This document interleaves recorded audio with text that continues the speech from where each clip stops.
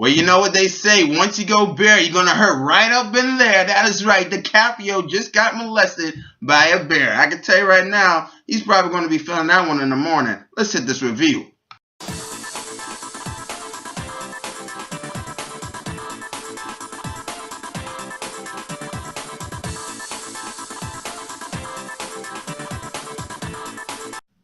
What is up, ladies and gentlemen, YouTube Dasher? I am Chris Smith. I got the vest back. Now I got a review. Let's talk about The Revenant. Have you heard about The Revenant?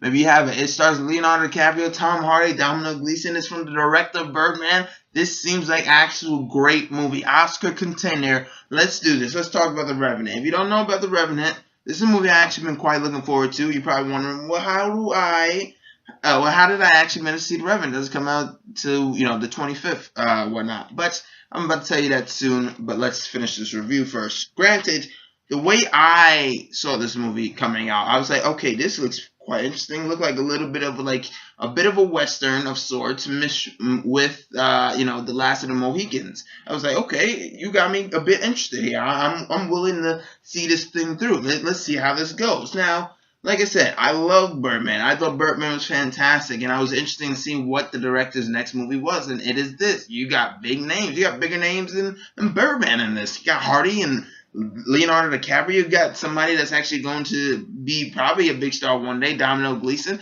You got a cast, man. You got something. You got the best directing actor from the Oscars in this. So, this is something big here, So let's talk about this thing, right? If you don't know the plot, here's the plot synopsis. In the 1800s, the frontiersman, played by Leonardo DiCaprio, also he has a son with this crew, and pretty much while they're on this crew, DiCaprio manages to get attacked by this bear, brutally injured and, pretty much wounded and whatnot. So he eventually is left for dead by his crew. His crew actually somehow kills his son, and then he somehow survives. He's fueled by rage and a will to live, and then he is carrying on to get back at the men who screwed him over and killed his son, pretty much. His son is also Native American. He is a white man, clearly, but that is that, and they kind of touch upon that. Tom Hardy's a bit of I guess they're racist of sorts. He's an old Confederate soldier or whatnot. So let's talk about it. That's the entire plot. That's pretty much all you really need to know. And on surface, that's pretty much what it is. But obviously, it's a bit more. I'm not going to go into too many spoiler details. That's right. No spoilers here for the most part. But let's do this, right? Did I like this movie? I actually thought this movie was pretty solid. Now, I was looking forward to this movie, right? And I'm watching it, and I'm just like, okay. Let's think about this for a second. How great is this movie? Is it really a fantastic movie? Is it Oscar bait right here? Is it Oscar bait? Yeah, because it's got DiCaprio and the award-winning director from last year, so it's automatically clicking the bait right there. But let's talk about performances, right? Let's talk about DiCaprio. DiCaprio is really great in this movie, but at the exact same time, I feel like I didn't really believe him into this role. For some reason, there was something slightly off. Now, granted, there's a lot of great things that DiCaprio is doing in this film. There's a couple of things that he does not, he has never ever done in any other movie before. And that's saying something because, he's done a lot of things that he never done before, in like The Wolf of Wall Street, like, snorting coke for hookers and ass, so that's interesting, saying that, it's something new that he hasn't done. Now, like I said, he doesn't really talk for most of this movie, and when he does talk, it's actually in like a Native American language. So that on its own kind of makes you wonder, like what the character's thinking. How is he actually angry? Is he not? You don't necessarily know his actually true feelings and whatnot while he's going on this journey to kind of get back at Tom Hardy, the guys that screwed him over. So while that's going on, I thought it was great and kind of held up, but at the exact same time, you kind of wonder why not let him talk a bit. And when he is talking, he also, as I said, speaking Native American, but he's also yelling a lot, and that could get a little bit annoying. Now, for Tom Hardy is good in this movie, and he gives a solid performance. But to me, because I just saw Legend this week, right? And for me in this movie, Tom Hardy's not really, he's not tested to his limits. I don't know what it is about like Tom Hardy or like Jeff Bridges, but for some reason, especially in this movie, I didn't really like his voice. But Tom Hardy and Jeff Bridges since True Grit, he's been talking kind of like this, and for some reason, all his films, I don't know what it is. And then Tom Hardy probably since like Lawless, because he and like Mad Max and whatnot, he has this weird voice where he's kind of talking like this. We buried him right. We buried him right. Or Mad Max was like, get the gun, the gun, the gun. Or Bane, obviously, you know, where it's like, whatever. But in here, for some reason, I can't really take his performance serious because he's doing that voice again. It's like he is a fantastic actor, and I'm a huge fan of Tom Hardy, but I gotta call somebody out on their shit when they are kind of off. And to me, Tom Hardy is a bit off in this movie. Now, the visual style of this thing is fantastic. You know, this movie was shot in natural daylight, and that's a pretty ballsy thing to try to shoot a movie in natural daylight. Why? Because if you know, you cannot time weather. You cannot time how something's going to look. So you have to literally hold off production, get ready, and try to film that shit as soon as the break of dawn before sunlight comes out, because you want that look that you want. And that is a credit to the director's vision.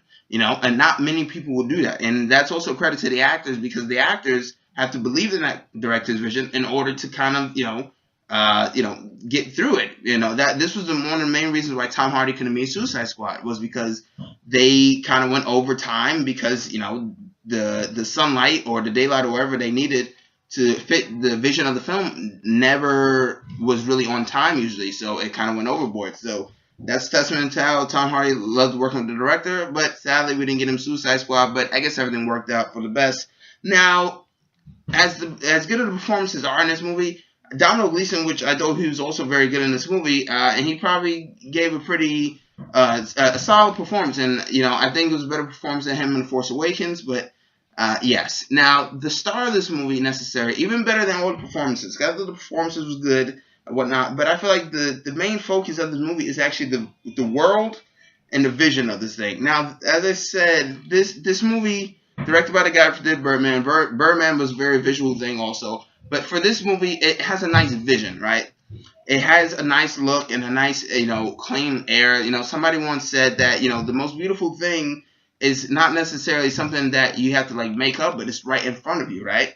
And the world in front of you can be quite beautiful depending on the way you look at it. Now, the way they looked at it was a very beautiful way, and it looked fantastic and whatnot.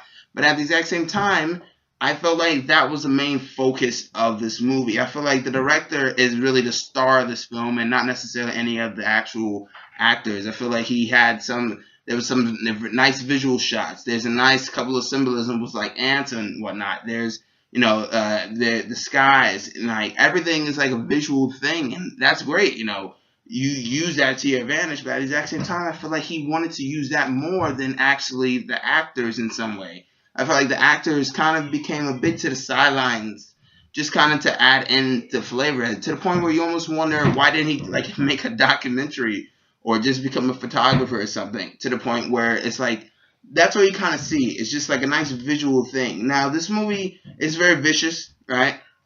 The bear attack scene, as I said, is a very vicious thing, and it's an intense moment, you know, and you start to kind of be like, damn, this shit is like heavy.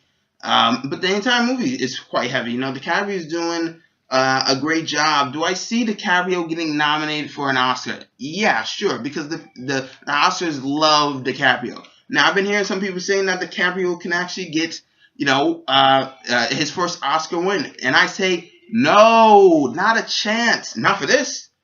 Now, granted, like I said, I thought he was great in this movie, and he's even solid in this film. But to me, I feel like the thing that mattered the most in this movie was not Hardy.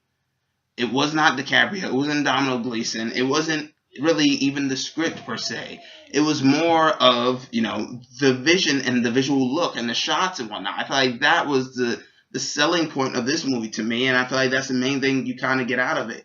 Now, I'm not saying this is a bad movie. I think it was actually quite interesting. Does this movie run long? This movie's like 2:34, right? Now, The Wolf of Wall Street, back to another DiCaprio movie, is 3 hours and 5 minutes.